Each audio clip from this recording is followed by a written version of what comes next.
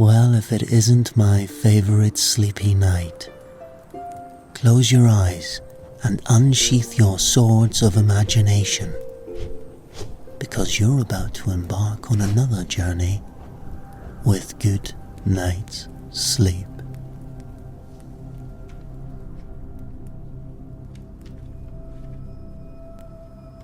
You toss and turn in your bed, willing yourself to fall asleep. But it's no use. Sleep evades you once again, slipping through your grasping fingers like a bar of soap in a bath. This blasted insomnia, it's been plaguing you for weeks now. Dark circles sag under your eyes, and your bones feel heavy with fatigue. But still, when you lay your head down at night, your mind buzzes like a hive of restless bees. With a sigh, you throw off the covers and sit up, rubbing your bleary eyes. Moonlight streams through the window of your bedchamber, illuminating the modest furnishings. You are Sir Galantine, a knight in service to King Harwick these past 5 years. By day, you train with sword and shield, patrol the castle grounds, stand guard at boring ceremonies.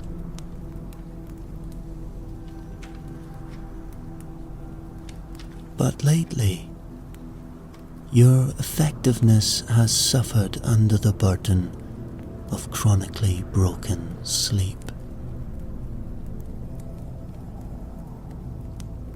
The king's physician has given you every remedy imaginable. You've swallowed vile concoctions of warm milk and herbs, soaked your feet in steaming buckets of water, engaged in vigorous exercise before bed. Hell, you've even had him try bloodletting to balance your humours. Nothing works. But lately, whispers have reached your ears of an old wizard who lives deep in the misty woods. They say he possesses the secrets of the deepest sleep,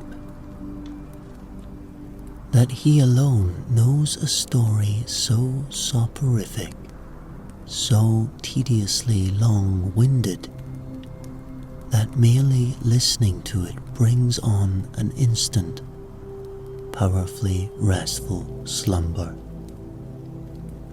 Could this be the cure you seek? Climbing out of bed, you dig through your trunk, searching for the map you acquired from a travelling merchant some months ago. It's said to lead directly to the wizard's secluded cottage. After tossing clothes and books aside, you finally find it, rolled up in a battered leather case. You take it over to the window, unroll it, and study it carefully by moonlight.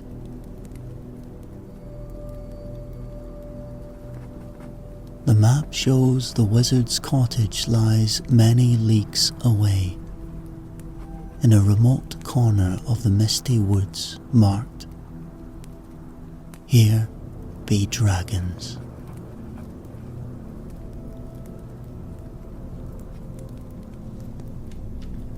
Between here and there, you trace a route winding through 3 distinctive areas.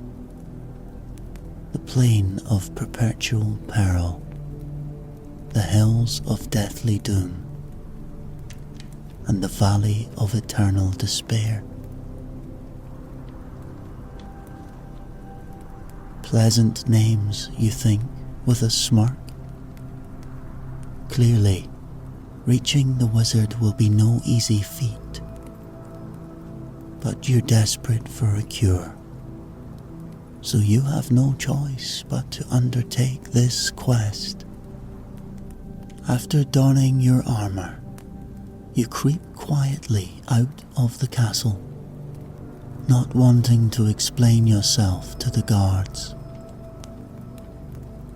In the royal stables, your faithful steed lifts his head at your approach and whines softly in greeting. You saddle up and ride out across the moonlit fields surrounding the castle. The cool night air feels bracing, helping to keep your heart alert. You'll need your wits about you, since peril lurks behind every rock or tree once you reach these mysterious lands ahead.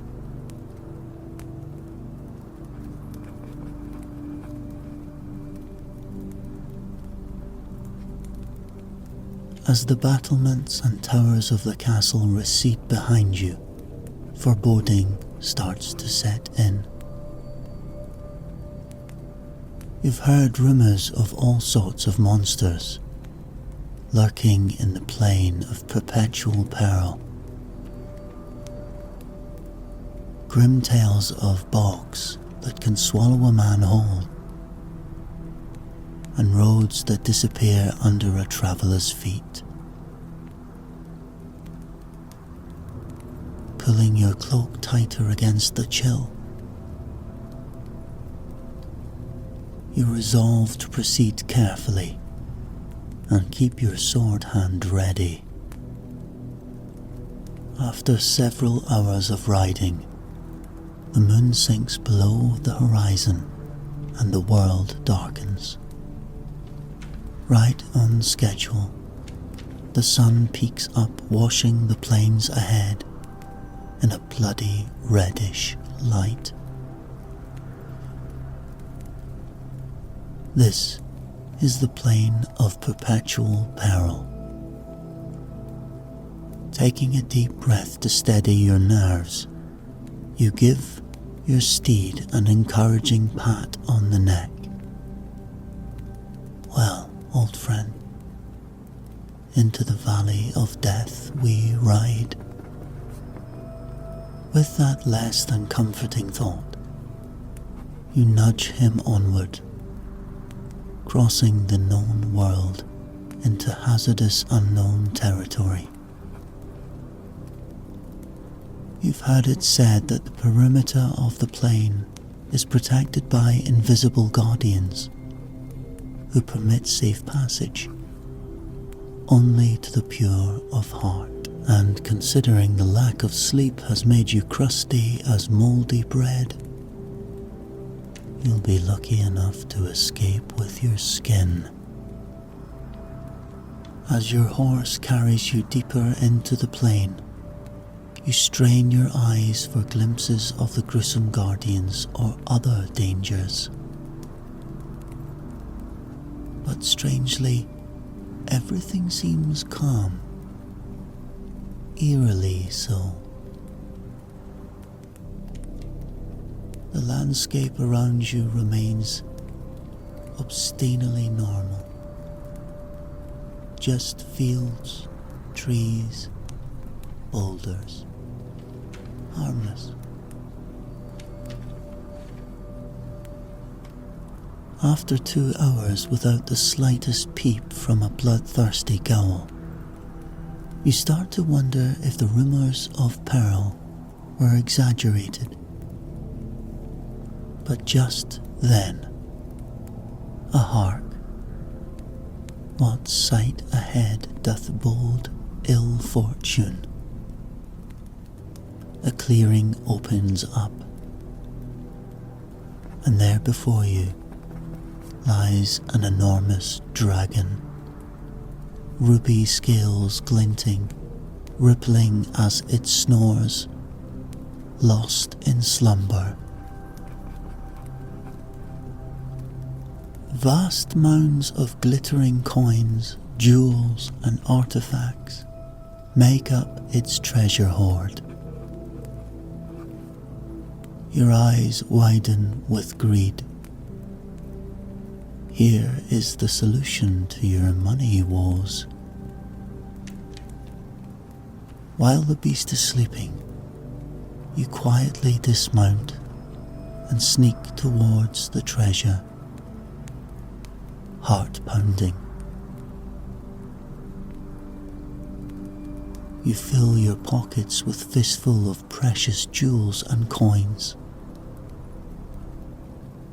Just as you're cramming the last few trinkets in your bag, your elbow knocks over a golden goblet, which clangs loudly on the stony ground. The dragon's eyes snap open, and a plume of smoke rises from its nostrils. You dare steal from I, the mighty dragon Slathborg. Now you shall burn. A jet of flame shoots from the dragon's mouth. You hurl yourself behind a boulder just in time.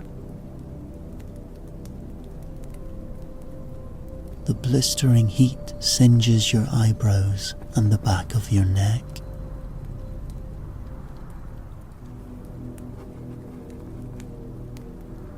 Drawing your sword, you leap out to face the monstrous beast. Though you fight bravely, stabbing and slashing wherever you get close enough, your blade cannot pierce its armoured hide. Meanwhile, Slathborg's claws and flaming breath ravage the clearing, lighting trees aflame and reducing boulders to rubble. You cannot hope to defeat this devil. When it pauses to roar in fury, an idea strikes you. Stay your wrath, great dragon, you cry. I meant no harm. Let us strike a deal. Release me unscathed, and upon my return, I shall repay you twofold for all I have taken. The dragon considers this with a grumble, and then says, You speak fairly, knight. I shall agree to your pact, but heed me well. If you do not fulfill your oath, I shall hunt you to the ends of the earth. You bow, then quickly gather up the remaining spilled coins from the ground and flee while the dragon is placated. Of course, you have no more intention of returning than a fox has of guarding a hen house. Onward to find the wizard.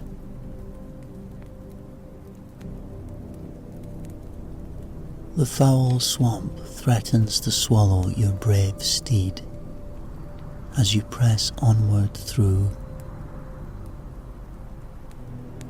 In the distance, a ramshackle cottage on stilts emerges from the scraggly trees. Out hobbles the most hideous crone imaginable, warty nose dripping. "Welcome, Sir Knight," she croaks. "I am Agnes the Swamp Witch. Have you come seeking my magical remedies?" Wary but curious, you ask, "What remedies have you, old mother?" "Elixirs, potions to cure any mortal malady," she proclaims with a gap-toothed grin. "But for insomnia, my greatest treasure brings the deepest slumber imaginable. One sip gifts 8 hours of blissful oblivion."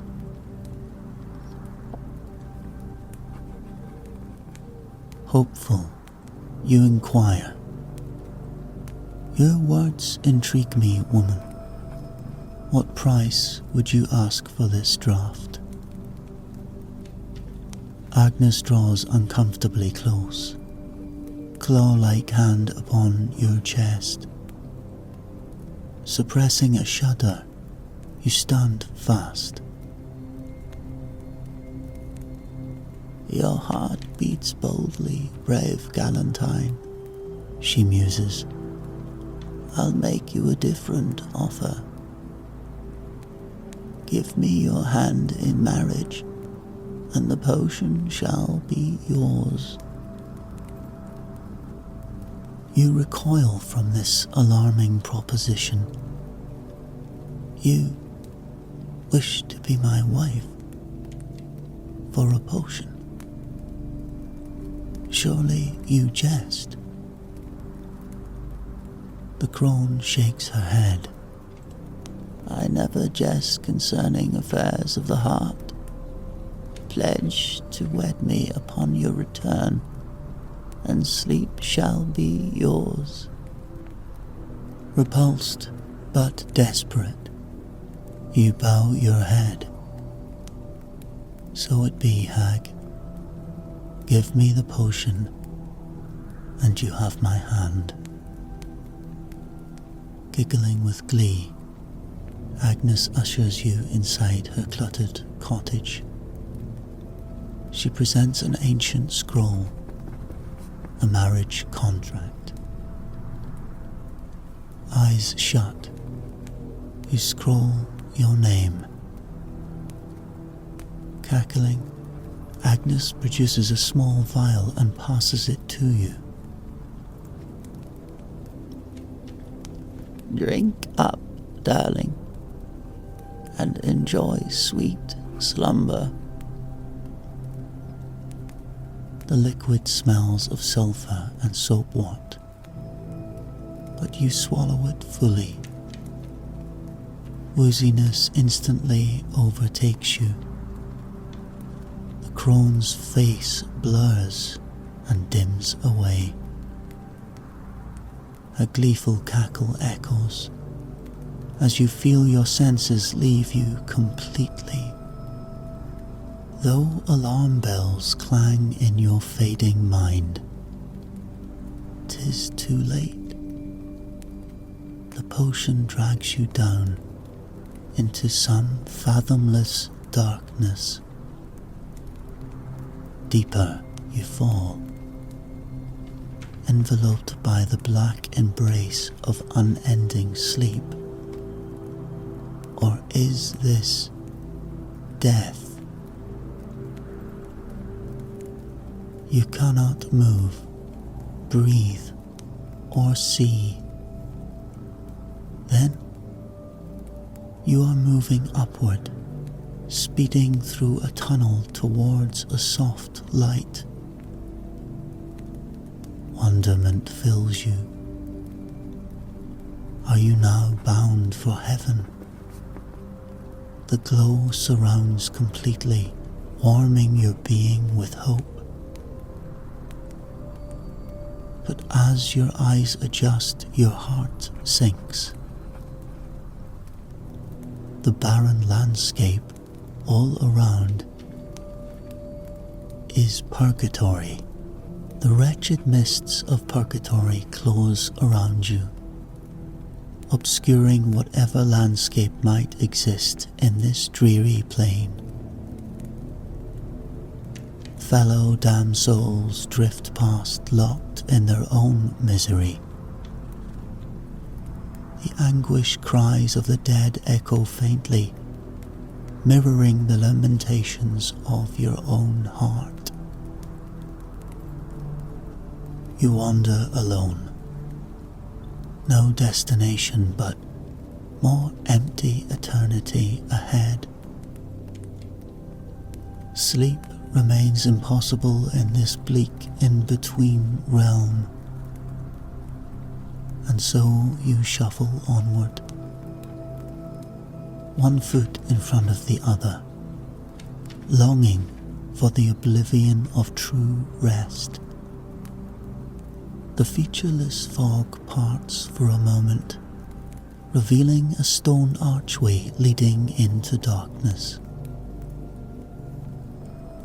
Lured by curiosity, you pass beneath the arch into a massive chamber with towering ceilings lost in shadow.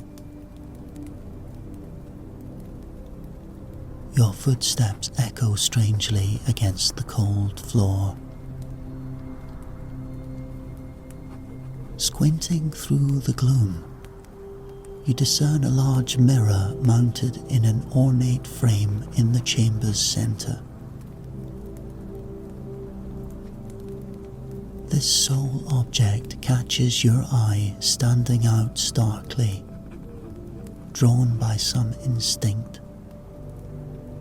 You approach the mirror to look upon its surface. At first, only darkness looks back, but then your features slowly materialize out of the void. The face staring back appears haggard, with sunken eyes and hair grayed prematurely. Your skin looks sallow and wrinkled beyond your years. In the eyes of this reflection you see bottomless sadness and regret.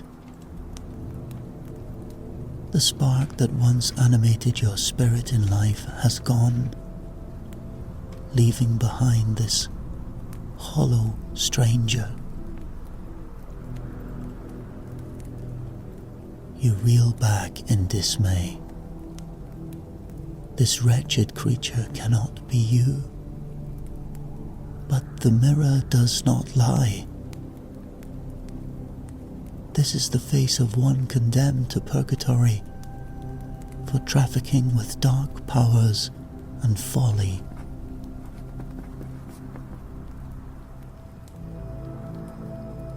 You fortified your vitality, and now you must pay the price. Overwhelmed by the pitiful sight, you turn away and sink to your knees. Hot tears spill down your cheeks. You weep not just for the lost youth and splendor, but also for the deeper decay of your soul.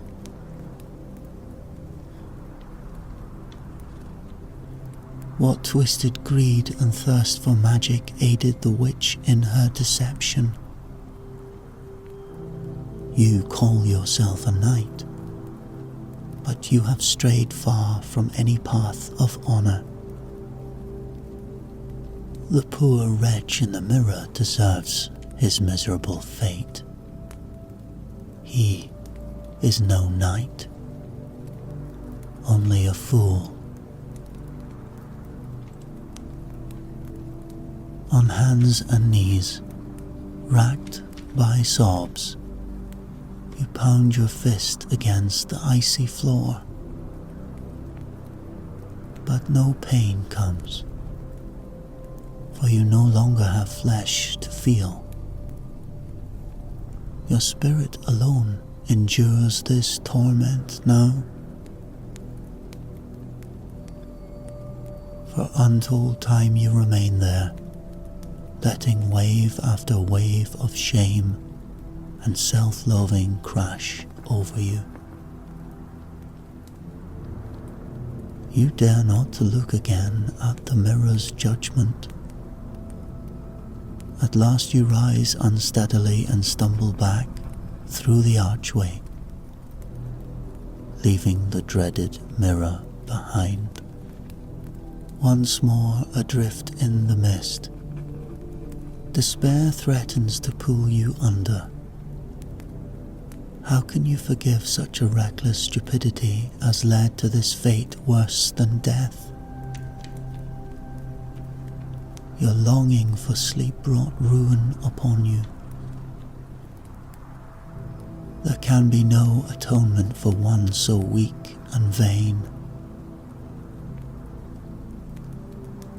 The lost souls you pass pay you no heed, each locked in their own personal anguish. If only salvation could be found here. But purgatory offers only uncounted errors of melancholy penance. After further empty times of wandering, a hunched figure emerges from the gloom ahead. An ancient man with a long white beard, leaning heavily upon a crooked staff. His eyes shine with wisdom and kindness beneath snowy brows.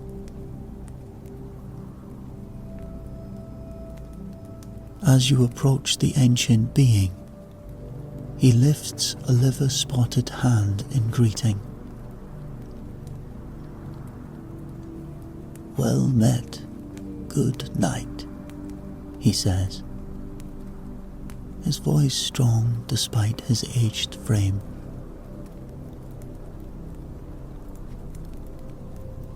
"Few souls I encounter here retain such honor, but remorse weighs heavy on your spirit.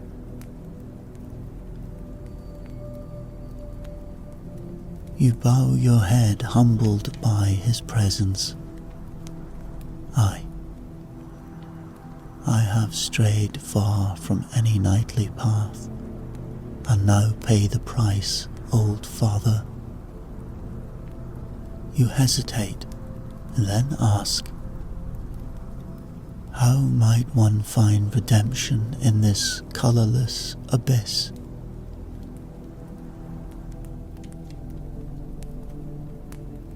The elder considers you thoughtfully. "I can pose 3 riddles, whose answers may illuminate the path forward, if you have ears to hear them." At your nod, he begins. "My first riddle is, what must be granted when it cannot be earned?"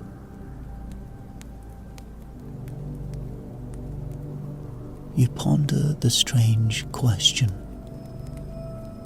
Purgatory offers no gifts freely given. What could be granted undeservedly, if not forgiveness? You reply. Your first answer is forgiveness. The elder smiles. "Well done. My second riddle is, what grows, the more it is shared."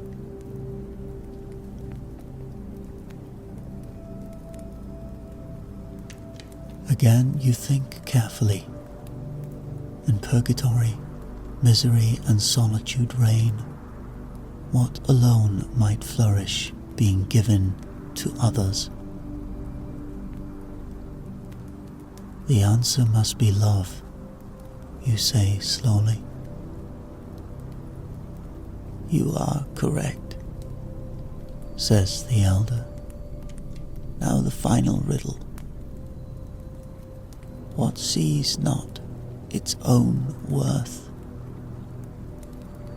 You close your eyes, seeking the heart of this riddle. What overlooks its own value, yet is precious. At last you open your eyes. The answer is gratitude, you state. For gratitude recognizes not itself. The elder beams. You have divined all three right. Dwell upon those answers, and your way forward shall become clear. He lays a hand upon your shoulder. May hope guide your journey, Sir Knight. Then he turns and hobbles away into the mist. You stare after the departing elder. Could the answers to his riddles be the key to your redemption? You resolve to contemplate their meaning. Forgiveness, love, gratitude. As you turn the riddles over in your mind, the first glimmers of understanding dawn. You have judged yourself too harshly. Yet forgiveness cannot be earned, only granted. You must forgive yourself for your mistakes. And you must open your heart to self-love. Though loneliness surrounds you,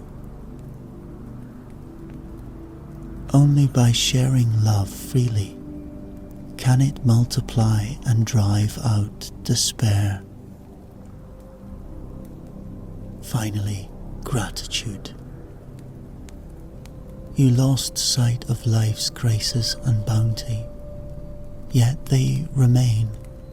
You must remember to be grateful, though you stand in darkness. The old man's wisdom kindles a fragile hope in you. You begin the long journey of forgiving yourself and seeing through gentler eyes. Though the task seems monumental, for the first time you glimpse the possibility of redemption. As you walk, tears once more fill your eyes, but not self-pity. I am sorry, you whisper to your heart, to the universe. Forgive me, please. The words lift a tiny portion of sorrow's weight.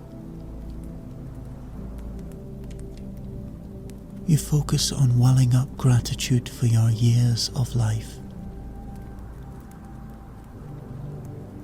You picture your face not as the mirror showed it, but bright with love and joy. The face of a man you wish to become. Little by little, your spirits grow lighter. When other souls pass by, you nod to them with compassion, wishing you could share the small comforts you've found. The fog around you seems to thin. Has purgatory's terrain changed? Or is that your perception? Up ahead, the mist begins swirling rapidly, filled with blinding white light.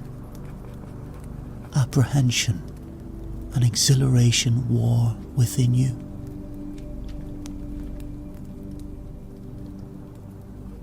The light overwhelms your vision completely. You feel your essence dissolving away, then all goes black.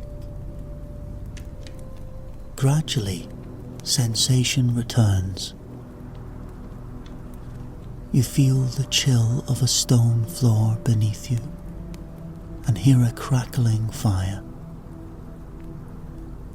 With effort, you open your eyes. Your vision swims into focus on a decrepit chamber lit by torches. Before you stands the hideous, grinning face of Agnes, the Swamp Witch. She cackles with glee. "Welcome back, my betrothed. I told you my potion would bring deep slumber."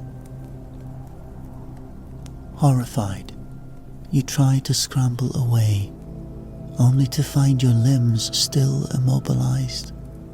The potion's effects linger. Your voice erupts in a strangled yell. Outrage fuels you. With a Herculean effort, you surge upward. "You cursed hag," you rasp. "I should slay you for your trickery." Agnes only cackles. "All will be revealed if you seek the wizard." You hesitate, then shove her away. "What new devilry are you on about, witch?" you demand hoarsely. "What wizard?" Agnes points towards a wooden door set into the cave wall. "The one you seek. He waits just beyond. Knock thrice, and your journey's end shall begin." You eye the door warily, but having come so far, you yearn to confront whatever trap awaits you. Steeling yourself, you stride forward and rap your knuckles hard upon the wood.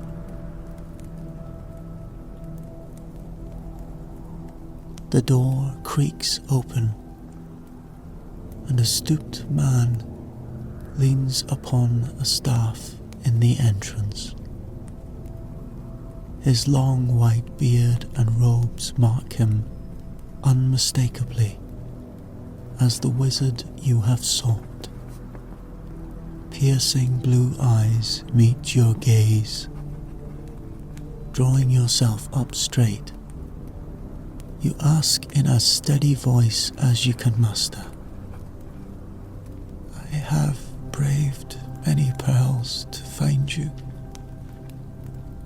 Will you now share with me the tale you alone know? The sleepiest story ever told?" The wizard's eyes twinkle, and his lips curve in a sly smile. "My tale is not given freely, dear knight. First, you must indulge an old man. Tell me the story of your quest to arrive here, and leave no detail unspoken." You bristle at this game, but sense you have no choice but to play along. Taking a deep breath, you begin recounting your epic journey. The witch's false bargain, stealing from a dragon, your death cursed by a potion, the aimless misery of purgatory, and all you endured seeking redemption. Under the wizard's keen gaze, the entire tale comes pouring out. Your voice grows hoarse from the telling, and weariness seeps into your bones. But you push on, compelled to finish. As you describe the final liberation from purgatory's mist, your eyes' involuntary droop closed. Your words begin to slur as exhaustion weighs down your tongue. Still, you struggle to continue the story. But darkness creeps into your mind, silencing your voice. And against your will, blessed sleep overtakes you at long last. You hear the wizard laugh softly. "Well done, Sir Knight. Pleasant dreams." His voice echoes as you feel your legs buckle. Strong arms catch you and lower you gently to the floor. Defeated by enchanted weariness, you surrender and descend into slumber.